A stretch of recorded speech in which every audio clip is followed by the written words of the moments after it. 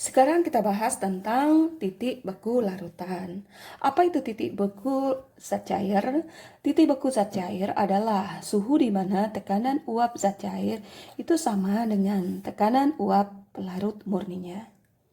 Titik beku normal air itu sebesar 0 derajat Celcius diukur pada tekanan 1 atmosfer atau 760 mm merkuri. Adanya zat terlarut dalam air atau pelarut akan menyebabkan tekanan uap larutan yang terjadi. Maka larutan belum membeku pada suhu 0 derajat Celcius. Kapan air membeku? Nah, sekarang kita akan bahas sebagai ilustrasi berikut ini. Air yang semula 25 derajat Celcius. Jika dia didinginkan, maka air tersebut akan berubah menjadi es. Dan suhu akan mengalami penurunan menjadi 0 derajat Celcius pada tekanan 1 atmosfer. Pada kondisi seperti ini dikatakan bahwa air membeku.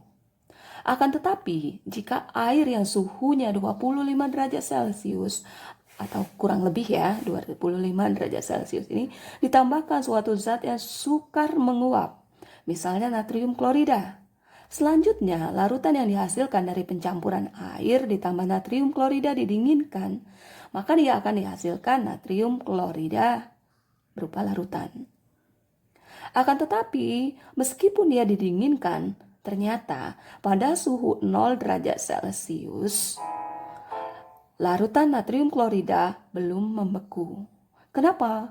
Karena adanya zat yang sukar menguap terlarut dalam air menyebabkan tekanan uap jenuh larutan mengalami penurunan, sehingga P lebih kecil dari 1 atmosfer. Bagaimana supaya larutan natrium klorida ini bisa membeku? Maka perlu dilakukan proses pendinginan lebih lanjut. Pada proses pendinginan lebih lanjut di sini akan tercapai tekanan 1 atmosfer. Nah, pada saat tekanan 1 atmosfer artinya tekanan dari larutan sudah sama dengan tekanan pelarut murninya. Nah, disinilah dia mencapai yang dinamakan titik beku. Maka di sini dikatakan dia berupa es atau padatan natrium klorida. Larutan natrium klorida. Nah, kalau kita perhatikan ketika dia mencapai 1 atmosfer, maka titik beku dari larutan tersebut lebih kecil dari 0 derajat Celcius. Dari ilustrasi di sini kita bisa lihat bahwa air murni yang mula-mula mempunyai titik beku sebesar 0 derajat Celcius akan mengalami penurunan menjadi lebih kecil dari 0 derajat Celcius. Inilah yang kita sebut sebagai penurunan titik beku larutan yang disimbolkan sebagai delta TF. Sedangkan TF 0 itu pada saat air atau pelarut murninya membeku. Dan pada saat larutan membeku itu kita lambangkan dengan TF. Nah, dari ilustrasi tadi juga kita bisa simpulkan bahwa yang pertama, adanya zat terlarut mengakibatkan penurunan titik beku larutan. Atau delta TF sama dengan TF 0 dikurang TF. Kenapa TF 0 duluan? Karena nilai TF 0 lebih besar dari TF.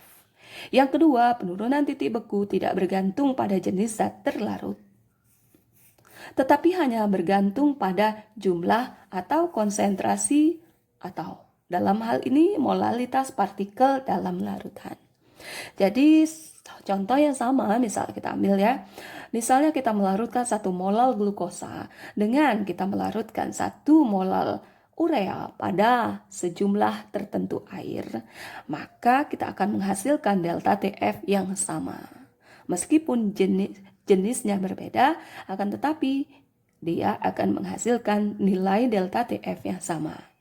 Akan tetapi jika kita melarutkan dengan jumlah yang berbeda, misalnya kita melarutkan glukosa 1 molal dengan glukosa 2 molal, maka kita akan menghasilkan penurunan tekanan uap jenuh penurunan titik beku yang lebih besar pada pelarutan dengan molalitas yang lebih besar.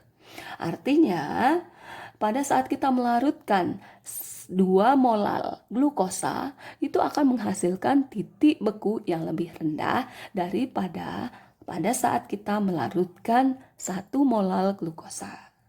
Secara matematis kita dapat simpulkan bahwa delta TF sama dengan KF dikali M. Delta TF sama dengan KF dikali gram dibagi MR dikali 1000 per P. P adalah pelarut, massa atau gram pelarut. Sama halnya dengan titik didih larutan.